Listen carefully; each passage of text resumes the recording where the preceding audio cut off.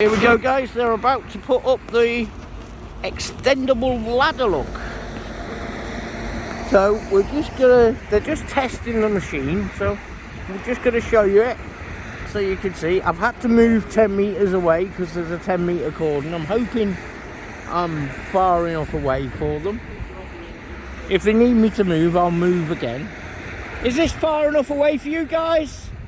Is this far enough away, or do you want me to go back a bit more? Yeah, that's fine. We might have to just move you if the bells. I'll tell you what I'll do is I'll just go here. Yeah. And if I'm here, if your bells go. That's very nimble, isn't it? Yeah, if your bells go, at least your appliances can come we'll be out. In a minute. Like I say, we can't offer you a drink anymore. No, I know that. I'll be honest, I didn't come for a drink or anything like that. I've got bottles of cherry coke in my bag. If you do want to get out there, we'll get you the access to that. Let me see what details we have here in a hard copy. I think the only problem is, if you like what you've got already, most of it is online now. Yeah. So I'll have a nosy out in a minute. All right, thank you very much, sir. But here we go, guys. They're now testing the machine to make sure that it is ready for any calls that come in today. So hopefully they're going to put this ladder up for us. We'll see the baskets up there, look, and you've got the jet on there so they can throw water out. There's a pipe that goes from the jet all the way up there, all the way over the top, and comes down onto the back of the fire tender here, and that goes down and into the pumping system at the bottom here for them to pump the water out, which is lovely to see. I think this is going to be a fantastic video once they do start it, guys. They've been really nice to me, nice, respectful. They've not threatened me with police or anything like that. I just had the fire station officer there who just gave me some nice comments and that. Oh, they look like they might be doing some repairs to it. Hopefully we might be able to just sort of get a couple of seconds with one of the fire guys once they're finished and just see whether they've had to do any repairs or servicing to it. I think they've filled it up with fluids and stuff, maybe hydraulic fluids or oil. But as you can see, we'll try and ask them what height it goes to and stuff in a moment, because I'm guessing that goes quite high in the air. You know, so we'll just see. Just hang on a moment. I'm going to pause it here just because at the moment they're just working on the tender, so I'll pause it here and then I'll come back to you. Here we go, guys. I think they might be getting ready to lift this now. As you can see at the top there's all the pipes and stuff that they've got. I mean, I would say it's hydraulically put up, so I'd say them trucks probably cost, well, a couple of hundred quid to fill up with diesel. Oh, here we go, guys. You can see they're just now testing backwards and forwards on it, side to side.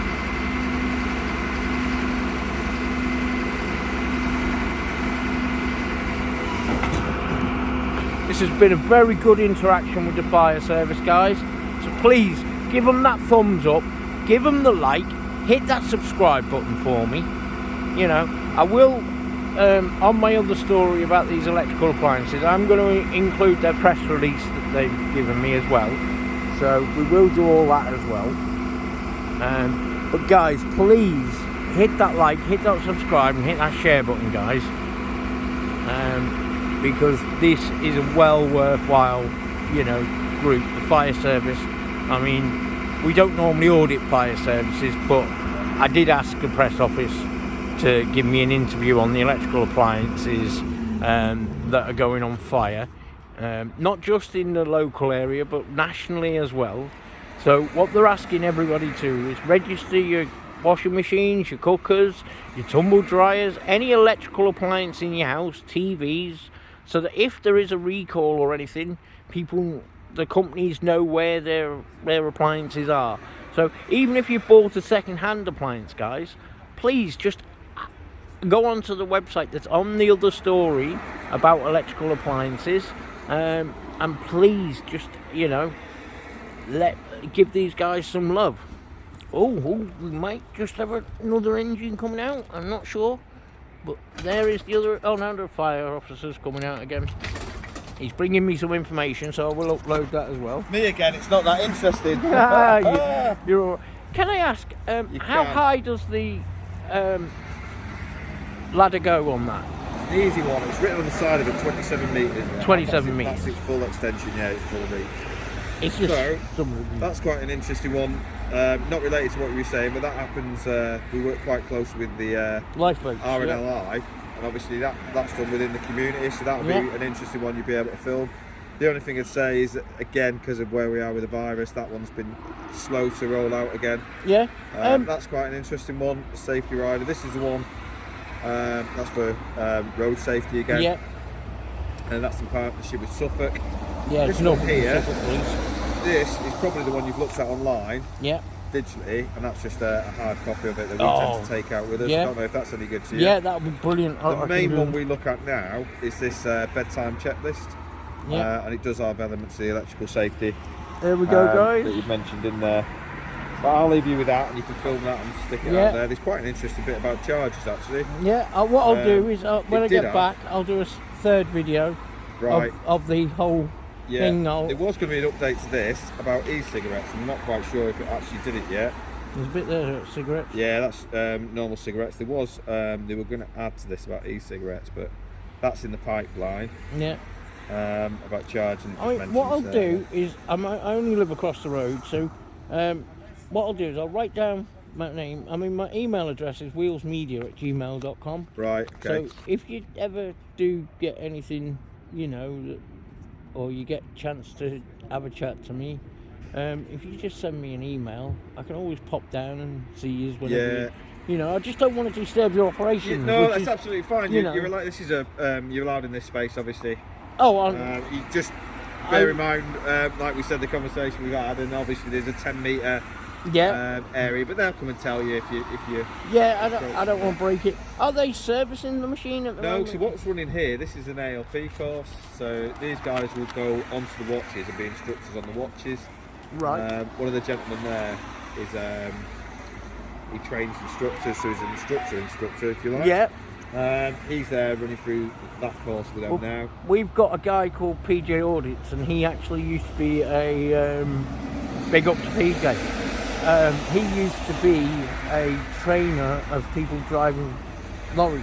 Oh right, okay. And he used to train people to drive lorries, forklifts, and things like that.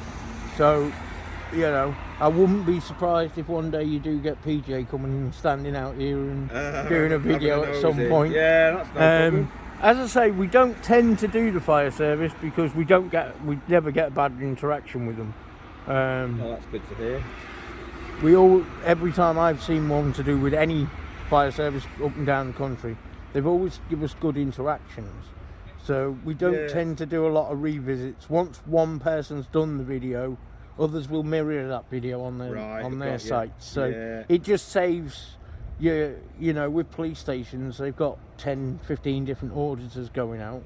Yeah. But King's Lynn seem to be quite good. There's been a few audits done there. I can imagine they're quite a nice bunch down there, aren't they? Yeah, I mean, Marty Blackburn come up the other week in News Now Yorkshire, just after that drink driver had gone through their back barrier. So they had to leave the barrier open for cars to come in and out of the... it was the one way in, it was meant to be one way in, one way out, but because the drunk driver had gone through the second barrier, they couldn't use the back entrance one.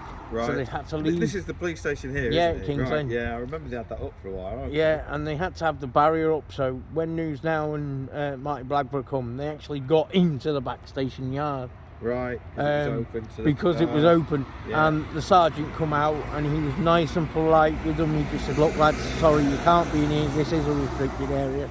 And they just explained, you know, under section 33 of the Criminal Justice Act 1972, anywhere that we don't have to climb a barrier or open a gate, we can go to under that act. So they were just like, "Oh right, okay, but could you please leave the restricted area?" And the guys just walked back out and did their video from the outside, you know. It was just the fact that at that time that barrier was open, and there was no officers coming in or out of it, so, you know, under the law it became publicly accessible, because all these services are owned by the public because they're funded by taxpayers. Yeah. So even though you're... Well, we are community based, so it's even though when your press office said to me, oh, the fire station's private land, you can't go on there, I just turned around and said, well, actually, I know where I can go to. Like, you've got a gate over there, so I can't go through that gate unless you say to me, oh yeah, I'll take you through there and I'll show you. You know, if you said to me, oh yeah, I can take you through and I'll show you around the back of the station. I mean, once all this is over, I wouldn't mind coming back and, you know, doing a video of all your fire tenders and, you know, some of you. Yeah, that's absolutely you know, fine. if you're doing a training operation where you're cutting the roof off a car or something. Sorry about this. Hello? Yes, speaking. Hiya. So, right, I'll let you go, but thank you very much. Thank you. Bye-bye. Take care. Bye-bye.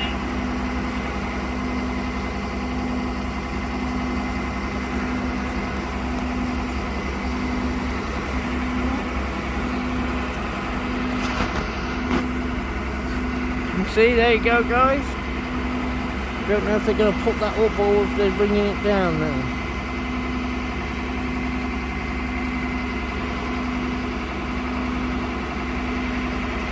As you can see, they've all these extendable legs out, and the fire tender is actually off the ground, so none of the wheels are actually connected to the floor at the moment.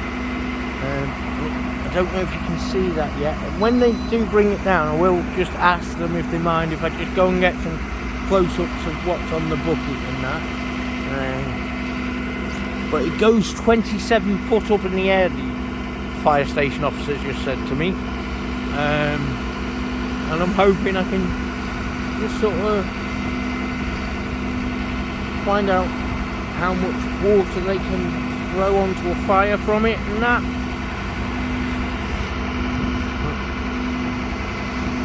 There it goes.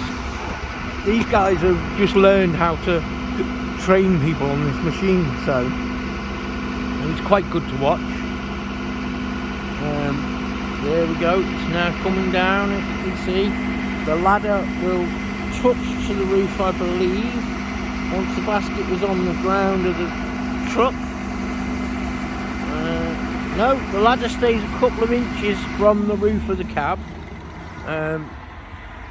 So we'll just see if I can...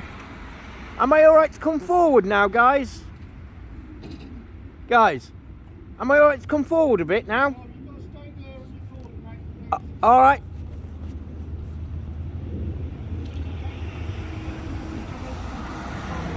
Yeah, no, I understand that.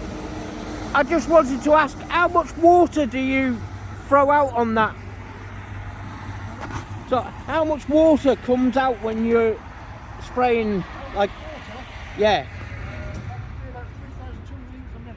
2 litres a minute?